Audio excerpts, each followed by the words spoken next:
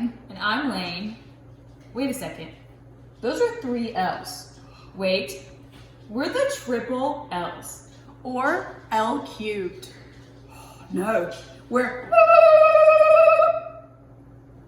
Welcome to week 2 of AMP. No. Week 26 of AMP. You mess it up every time. Every single time. Anyway, if you're not already on our mailing list, have your parents text the number 704-343-8955. This week, we're going to be talking about friendship and how important it is and how people have each other's backs and have love and support. Stay tuned to listen about Jonathan and David's friendship in the Bible. Just like my friends. An African elephant and a black Labrador. The first friendship on this list is one between a wild animal and a domestic one. Bubbles, the African elephant, and Bella, a black Labrador, become very good friends, and these photos are proof of that. It all started after Bella was rescued from a group of poachers in Africa who were looking to get their hands on her precious ivory tusks. She was then brought to a safari in the US where she met her new best friend, Bella. Bubbles is almost 3 meters tall and weighs at least 4 tons, but the difference in size has not gotten in the way for these two to become friends and be comfortable around one another. It must have been very rewarding for Bubbles to start such a great friendship after escaping her terrible homeland where she was not safe anymore. There once was a king named Saul, and he had a top advisor, Sir Jagger. And then he had a son named Jonathan. And Jonathan had a best friend named David. David and Jonathan were best friends. They loved each other so much. They even had a secret special handshake.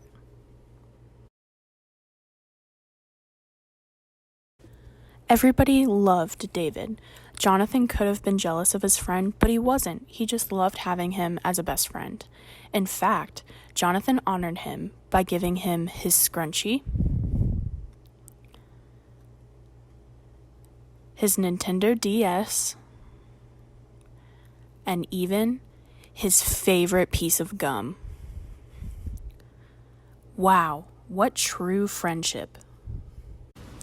King Saul chose David to compete in a soccer battle, hoping that his son Jonathan would beat him. But nope, David just kept winning everything. The king saw how popular David was becoming, and he was angry. So he had the idea to throw a spear at David, but he missed. The king was so mad that he decided to go tell his son Jonathan, "I want you to kill David." Jonathan wasn't so sure about this. I mean, David was his best friend. He didn't want to kill him. So Jonathan decided he needed to warn his friend David. He told him what the king was planning to do, and David was shocked. Even though his dad was acting this way, Jonathan was determined to protect his best friend. He and David made a complicated plan. You see, King Saul was throwing a feast, and David decided he would skip it. And when the king asked where David was, Jonathan planned to make up a story just to see how angry his dad would get. But when it came time to tell David how the king reacted, that's when their super secret spy plan would go into action. Jonathan planned to shoot a rainbow of paint into the air, and depending on where he shot it, David would know if it was safe to stay or to run away. Before Jonathan left for the feast, he had a request for David. "Always be kind to me just as the Lord is, and never stop being kind to my family." David agreed and promised to always be kind. When David didn't show up to the feast, the king was so angry. Jonathan pretended like he didn't know what was going on. He saw that his father was so mad. The king was so mad that he even threw a spear at his own son. Jonathan knew it wasn't safe for David to return, so he put their secret paint code into action. When David saw the paint flying, he knew he could no longer return to the palace or spend time with his friend. Jonathan was sad to say goodbye to David, but he knew it was the only way to keep him alive.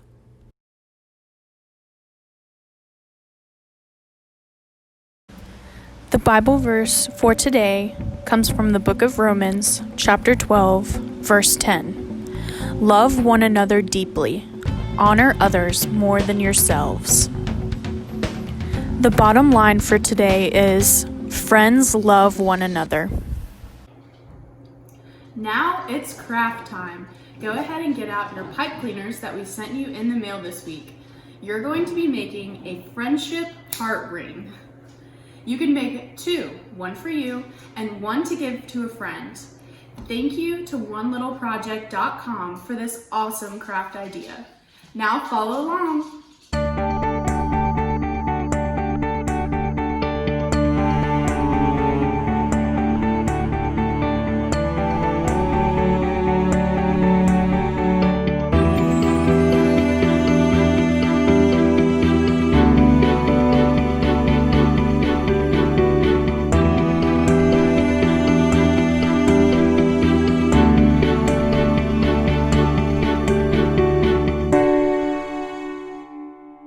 Alrighty now, this is what you're going to do. You're going to turn your engine on, make sure your foot's on that brake, take the e-brake off, lift up that pallet. There you go. Make sure you check your mirrors. You go in reverse with that wheel. Make sure you're going slow and nobody's around you. You're going forward, keep going. Put your foot on the brake, you put that pallet down, you put the e-brake on, you put it in neutral, and you wave and say hello. Today has been all about friends and how friends love one another. We want to show love to our community by donating cans to the Mooresville Christian Mission.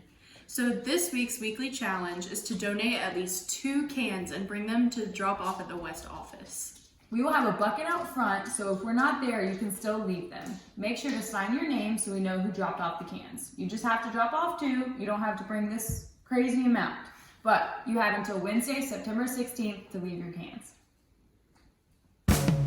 This week's weekly challenge is to donate cans to the Mooresville Christian Mission. If you drop off at least 2 cans to the West office this week, you will be entered into our drawing for a mystery prize box. Earlier in today's story, you saw Jonathan being a true friend to David. He could have hated David because David was taking his spot as king. But no, he was a true friend. And our bottom line today is that friends love one another. And we should be as good of a friend as Jonathan was to David. Make sure to text the word AMPed to 704-343-8955 if you're not already on our mailing list. Also, make sure to get your cans in by this Wednesday, September 16th, in order to win a free gift card of your choice. Signing out. See you next time.